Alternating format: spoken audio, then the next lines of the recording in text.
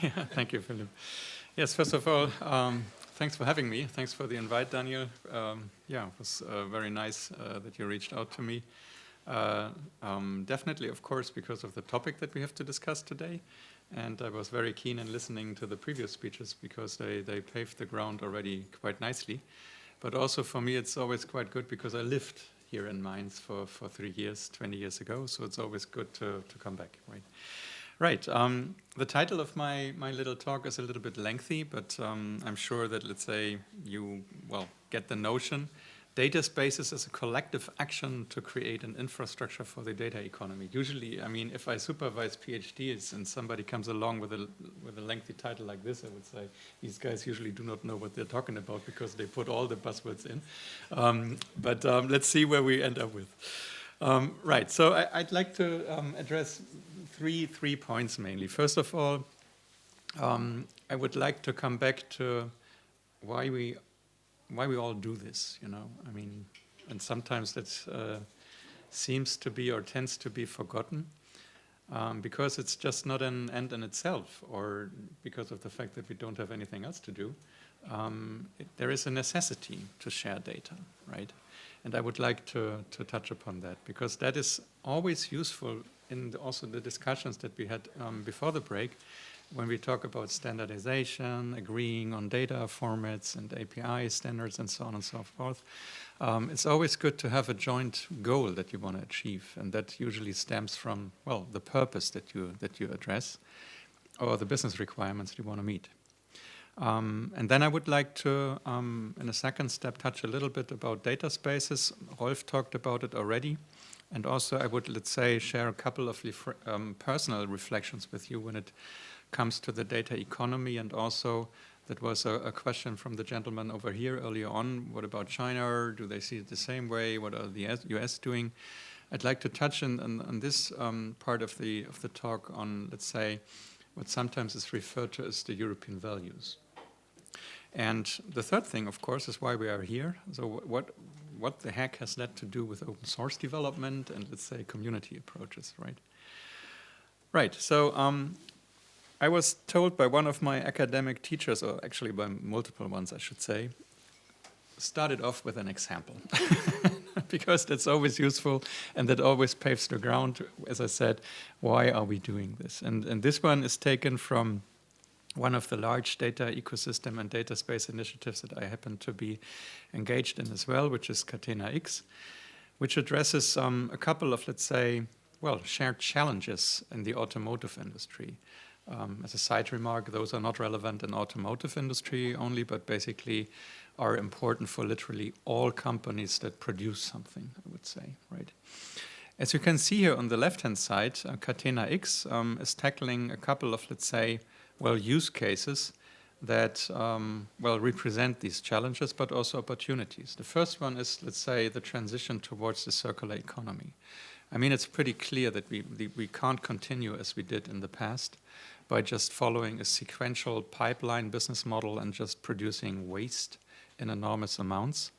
For the simple reason that if we, let's say, move towards electric mobility, there is simply not enough, let's say, supply of scarce resources like rare earths and other raw materials to produce the batteries that are needed to, let's say, the forecasted revenues, or let's say production volumes of electric cars. So we must embark into a secondary use of, let's say, components and also even raw materials. And that is something that, of course, is pretty related to what we do, because in order to identify, let's say, the ability or the likelihood or appropriateness of a certain a battery in a car, for example, or its fitness for secondary uses, you need to basically collect not only data from the construction and manufacturing process, but in particular from the use stage of the life cycle, which then again affects all of us because we are the guys who drive the cars, right? Next thing is traceability and sustainability. Product carbon footprint is a hot topic, of course, and I should say that this first bullet point here Um, in the discussions that I'm having with, let's say, also responsible individuals and businesses, they come, oh, you know, what the heck did the Commission come up there again with, you know, all this kind of regulation and stuff, and we need to comply with. I usually say, well, that's right, but first thing is, it basically, they just translate into the law what we think as the citizens of the European Union is important. So if you articulate your ideas and carry them to the policymakers, that's what they do, right? They put it into the law. So it's basically something that is not really. Well, I think you need to. Sorry. Right, and the second thing is, it's not only us and the policymakers, it's your customers. For example, the large first-tier suppliers, which, for example, do rain sensors in order to tell the car whether it's raining or not, to switch on, let's say, the wiper. They are asked by their customers, the brand owners like BMW or Mercedes, you know, guys, we have been good, let's say, experience in we giving you a target cost for your component for the next, I don't know, 5 series model or so. But now they are also giving, let's say, expectations or requirements in terms of the carbon footprint of certain components.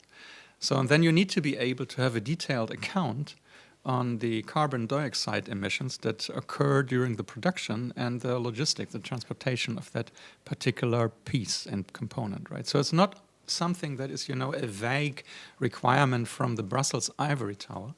It is something that comes from customer demands. And that's good, by the way. And then we have other things like quality management that have been around for 30 years, so I'd skip that. So those are, let's say, the requirements that you need to address. And then, of course, in this particular industry, but literally in all industries, it's the case that you have to team up with others because you have a limited vertical range of manufacturer. In automotive, as I said, the brands that we know, the cars that we drive, the manufacturers only oversee in the average 25% of the entire value creation. So you only control 25% of what's going on, but you are accountable for 100%. You know, and that's of course clear. What can you do? I mean, you can't basically address this issue alone. You need to team up with others. So we also at our institute we did a little, let's say, analysis about the incentives, but also the barriers when it comes to data sharing, because it's clear, since you don't have all the data by yourself, you need to team up with others and share data, vice versa.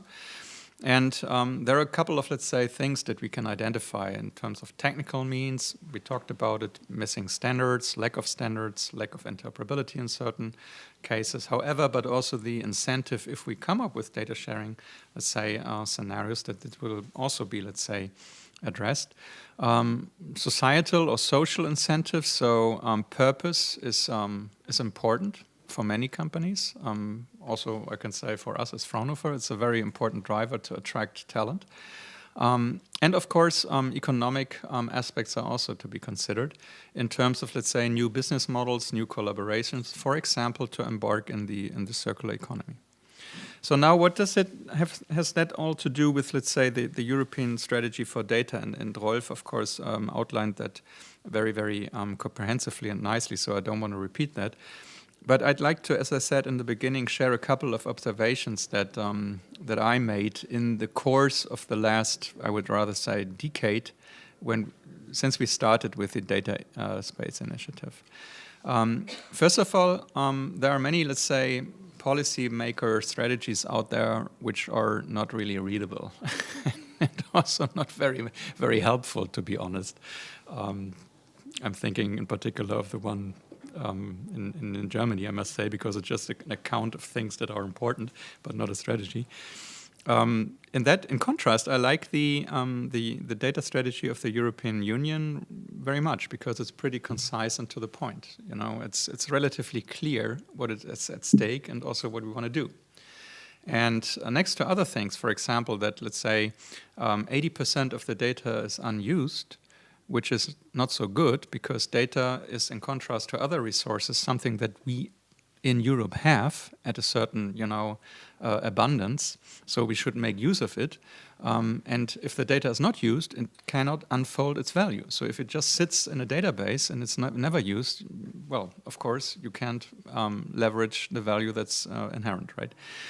So, and then, of course, what was also said in the data strategy, well, there are no solutions, and I mean solution not necessarily in the technical sense, but in a socio-technical sense. No solutions out there that allow us to, well, to exploit or reuse the data in a fair sense, and I will come to that later on. However, also in the strategy, and I should say that was before Corona and before Ukraine war, when, let's say, the key points of this data strategy were crafted. And in the first term of Ursula von der Leyen, this was the big thing. So that was pretty much the priority of her policy making, right? And I think that also underpins nicely the importance of what we are talking about. And I think, not sure whether Rolf mentioned this notion of the European Data Union, but this will continue. So it's not the case that we will just drop it, but this will, in my point of view, will continue to be important. And as mentioned, data spaces were identified already then as the key means to make that happen, to embark into a fair data economy in the single European market. And then, as mentioned in the beginning, I was always, let's say, not struggling, but asking myself a little bit, so what is it really? What's the European values? And in contrast also to other places in the world. For me, it's what we can see here on the right-hand side. It's the individual has a voice. The individual data provider, also the data user, but the individual, all of us who create or possess data, have a voice and have a right that can be executed. And that is not necessarily the case in other places of the world. You can say, for example, this is my personal opinion, please, so it's just my, my observation. In the US, of course, on paper, everybody has this right as well. But it doesn't really mean anything, right? Because there's a couple of big ones who just do it, and you get services in return, so nice. But is it really something that you can act upon? And in other places, like in China, which is, and I don't say it's good or bad, right? It's just different. In China, it's basically the community, let's say, is of way higher value than in Europe. In Europe, the individual is really, really at the core of, in my point of view, of our value system. I'm not an expert in history, but as I said, off the record, but my personal opinion, I think this goes back to the French Revolution, where the individual citizen, so to say, basically granted rights. And this is something that we should be, let's say, aware of, and that we should also carry over in the digital space, in the data economy. However, and this is also a strong pillar, we are not, let's say, just guys who follow hedonism approaches, but we value the interest of a community. That is very, very important in Europe. So what we have to do, and I say that, let's say, also in these pathetic words, for me, the essence of the European data strategy, and literally of all what we do, is to find the balance between the fundamental rights of the individual citizen of the single European market, of the European Union on the one hand side, and the also legitimate interest to make use of the data of a community, of a value chain, perhaps even a society or the European Union. And I think you can also agree that, let's say, in the past, the discussion on this little picture was dominated by extreme positions. There was one group, no, never share anything at all. Data protection is the key. Everything else is from the devil. And on the other hand, also in Germany, there were, let's say, claims like open data for everyone. Let's force the big industry, big corporates, to make available their data for free.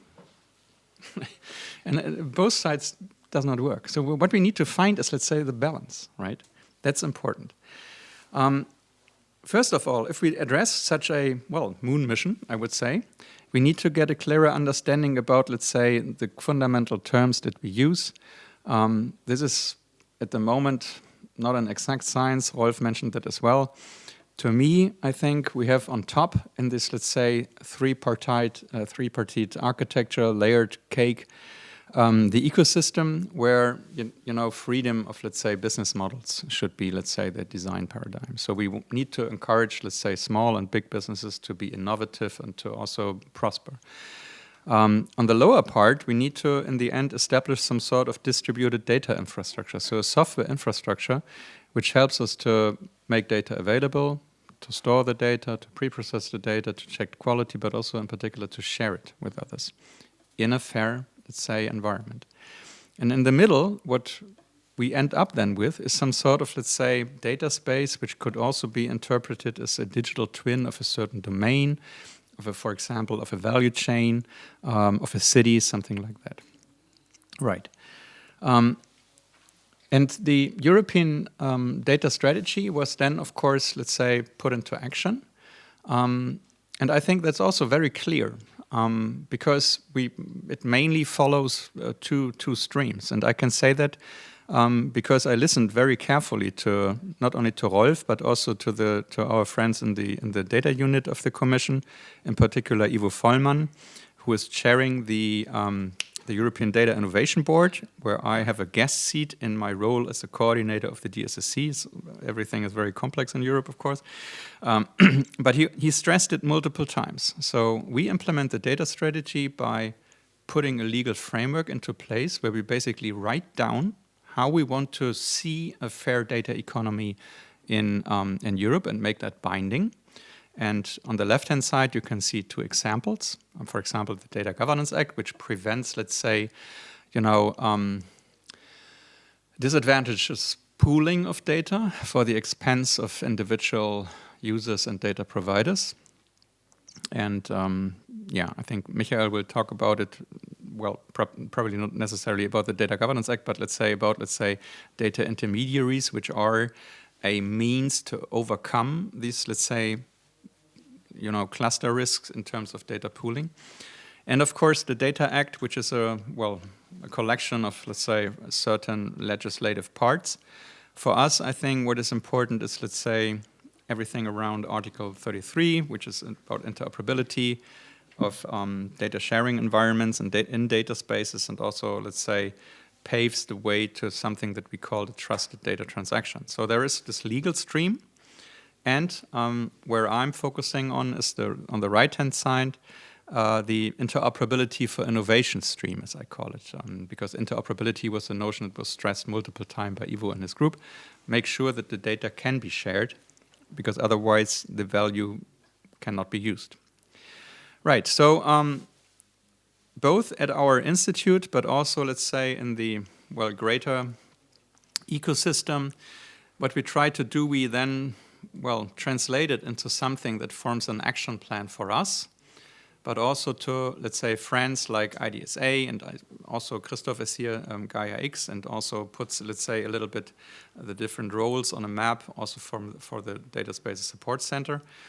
I think we can identify, and I mean, those conceptual models, they have their strengths, but also weaknesses, but I think the general message comes across. So from the bottom to the top, we follow a little bit the software lifecycle from plan, build, then run and use.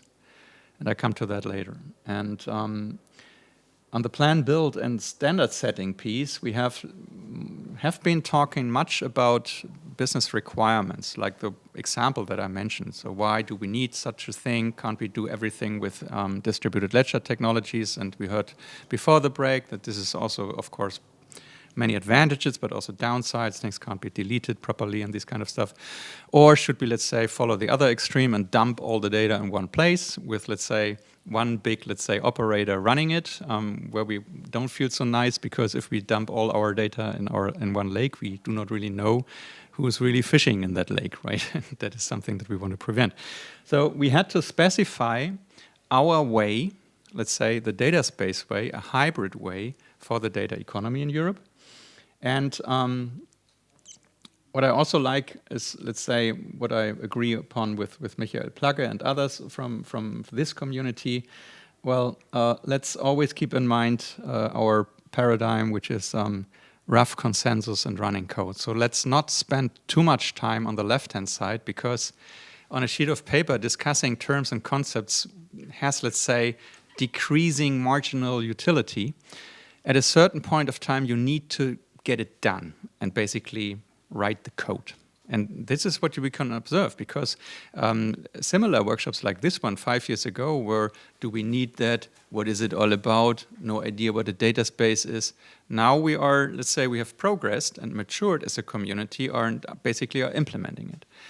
And the nice thing is that we then also, through the category A liaison that Eclipse holds with ISO, we can basically, well, it's not a fast track, but let's say accelerate a little bit the process to ISO standardization.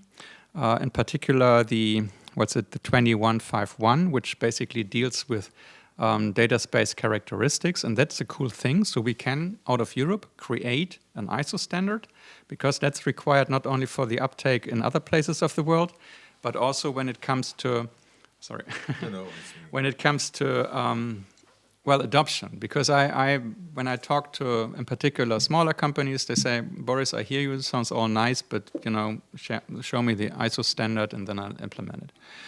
On a European level, we have been engaged for, I would say, 1.5 years or so in a SEN workshop on trusted data transactions, which is supposed to pave the ground for a request for standard that was a couple of months ago published by the European Commission.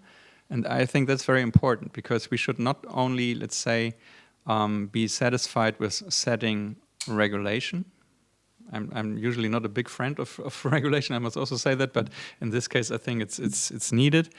But we should also, let's say, think of how can we reduce the burden as much as we can in order to comply. And also, we need to make sure that we also think of innovation. And let's say this SEN workshop on trusted data transaction tries to translate the legal provisions out of the Data Act into something that can be implemented. And that is, I think, very important. So then, of course, we always ask ourselves at the Institute, but also in other, let's say, also Gaia X and IDSA, well, who's actually our customer? And this is one of the nicest questions, because it's a fundamental one, and you usually kick off 3 hours of discussion around it, where you think in the beginning it should be very, very clear. Usually it's not. To me, in order to take all the stuff up, it's more or less the software companies. Service providers, cloud service providers, data space operators, they need to take it up, because they are the ones who offer consumable services. These guys then say, okay, who is my customer? And their customers are the data space initiatives. We heard about a couple of them. And also in the Data Spaces Support Center, we have, together with IDSA, it was also on Rolf's slide, the Data Space Radar, where we identified, I think, 160 initiatives.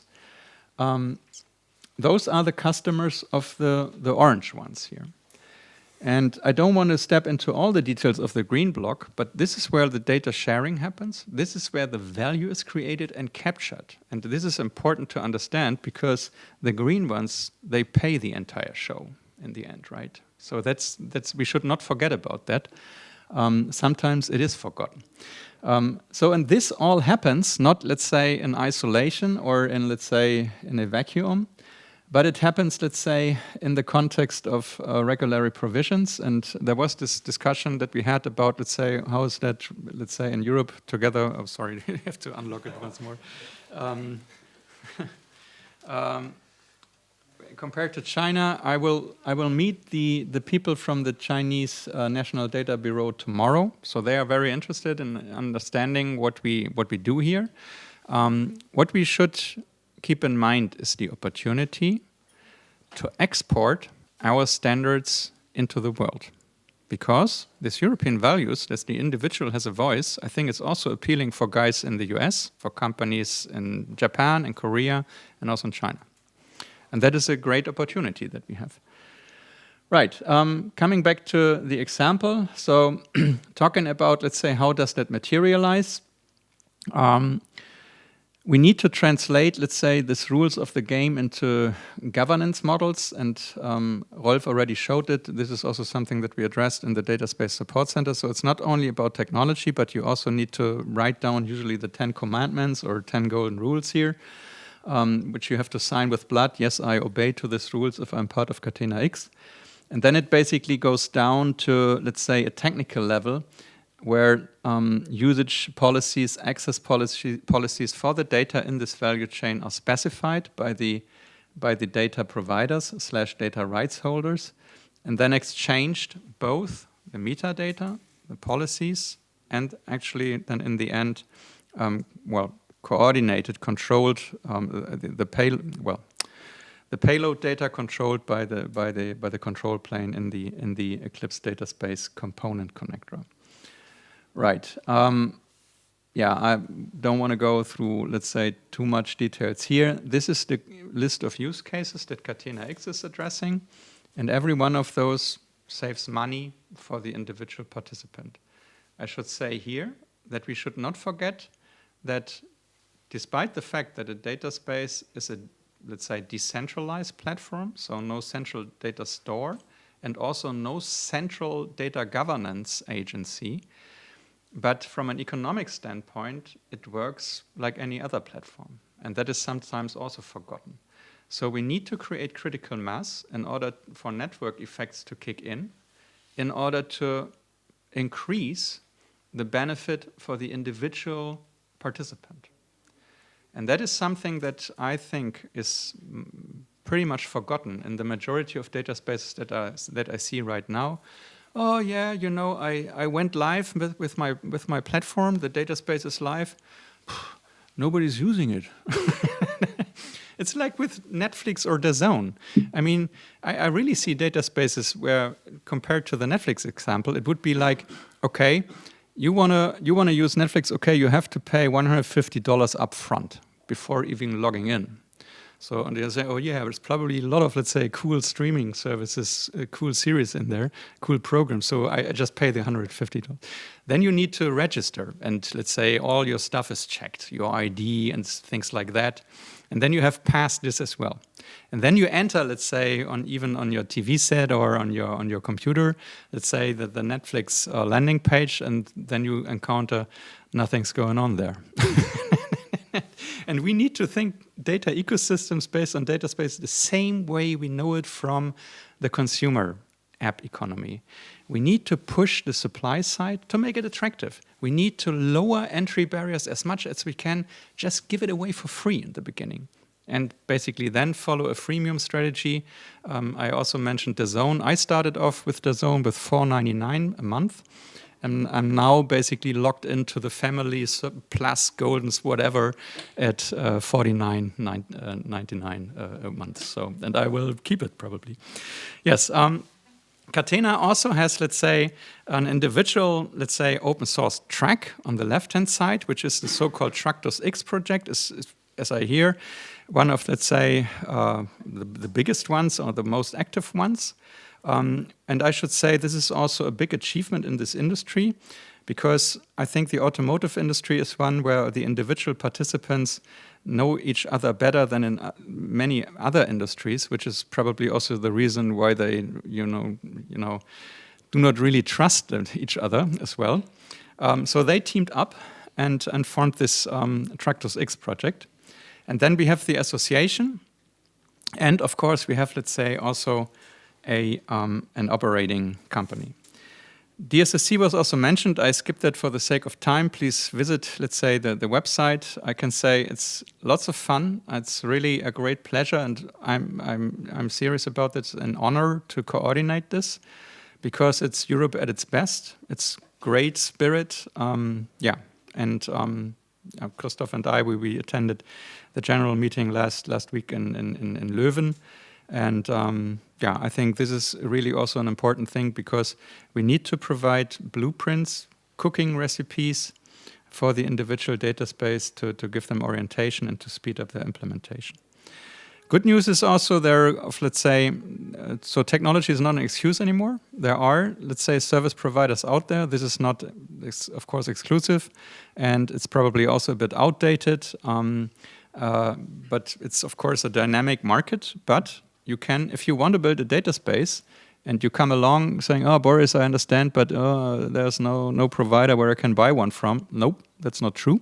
There is a list of, let's say, providers you can basically reach out and buy stuff from, right? Right. This, once more, you know, is a detailed version of this lower plan build cycle, which I already basically explained. So we need to specify things, then we need to, let's say, transfer it to implementation and open source software development. I would, let's say, draw your attention on the Eclipse Data Space Working Group, which oversees a little bit the individual projects that are, you know, associated to this working group. And I think what is good is that, let's say, big players are here, and we can basically also bundle resources, which is important. And the mentioning of to the ISO 20151 work item I already made earlier.